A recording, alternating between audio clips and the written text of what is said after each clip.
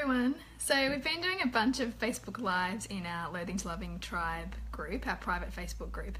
And there's such a flurry of conversation that we thought we'd start doing a few on our public page and see if there's interest and interaction from you. So one of the key things that we've been working through this past week has been values. And if anyone listens to the podcast, you'll know that we keep coming back to this concept of how each of us uniquely have a set of values that we live our life by.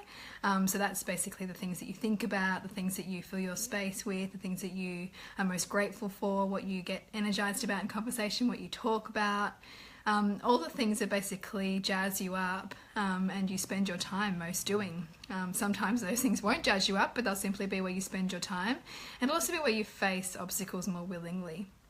Now, our greatest sense of order in our life lies in those top values, and our greatest sense of chaos and cannot get on top of things lies in the stuff that's not on our values. So much about the comparison that we have with other people can be because we're comparing the state of our crazy messy house with someone who has a beautifully impeccable tidy home. Like, I have a crazy messy house, my mum has a tidy one. My mum really values that, I don't so much. My car was horrendous this morning. I actually just took it for a clean and a wash because it got out of control.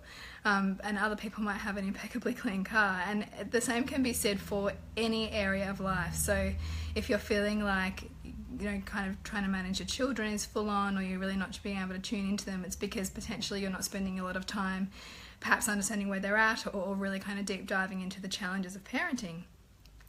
If you're not really feeling jazzed by what you're doing and you're seeing somebody else who is, maybe they're kind of pushing through those personal barriers and that belief work that it takes to kind of show up in the world, and you're not wanting to do that as much, which is actually totally fine.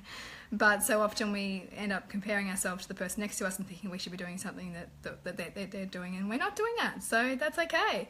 And I wanted to talk about this because it's a really it's a constant topic that comes up in our tribe, this whole part of ourselves that we're not okay about showing the world. But everyone actually has it. Everyone has that darkness, that shame word. I've got a whole bunch of people in our tribe at the moment posting their shame word. So this means that the word that if somebody called you that, you would feel most ashamed. And the fact that that's like a source of terror for some people, this idea that I might be called greedy, or I might be called detached, or I might be called selfish. Some of these words that keep coming up for people are actually where the gold is, because it's actually where we get to unravel our story around what that means to us and lean into the discomfort and find out the wisdom within it, which is what we're starting to do by looking at the benefits of all of these traits, or all of these kind of personality idiosyncrasies that we all have.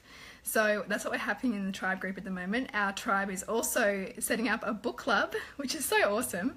They're really kind of loving looking at the Queen's Code, which is this book that we, Jules and I both love, and it's by author Alison Armstrong, and so she's all about understanding men and really understanding the masculine, and how typically as in the feminine, and this might rile up some of the feminists out there, but there's a lot of emasculation that happens with the way that we speak to men and the way that we degrade men's capabilities to do certain things around the home, or perhaps not always remember everything, and we kind of one-up in some ways speaking to them by being degrading and by assuming that they're not going to be able to live up to what we need them to do for us, which is almost kind of like really not supporting them in being able to be with us in what we need them to be with us in. So it's that whole thing, you can't really pave the way for them to be vulnerable with you if you're not willing to first go there with them. So this book is just quite an eye-opener, and for an introduction to the book you can go and have a look at our podcast episode where we interview Alison Armstrong. It's actually, I'm pretty sure, the most downloaded podcast that we've done out of our 100 podcasts. So clearly communicating with men and communicating with our partners what we're really needing from them is a constant thing that anyone in a relationship is seeking to grow with. So if you're in that space, we'd love you to do it.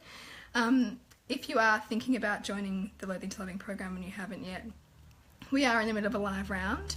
But we do have a break week next week, so if you're on the edge, you can still join in, and there's some time to catch up.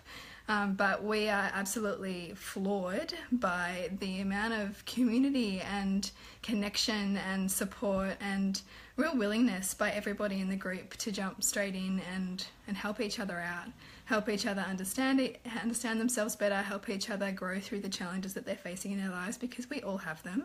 They don't go away, but we can certainly learn and grow through them quicker if we're able to see what they're trying to present to us about our own growth.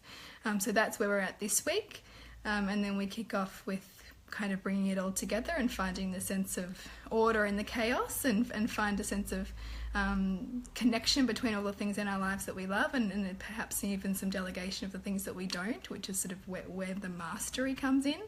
And then we hop into Jules's absolute genius, which is the feminine and awakening the feminine, which has been really key for my own fertility journey too, which I'm ever so grateful for.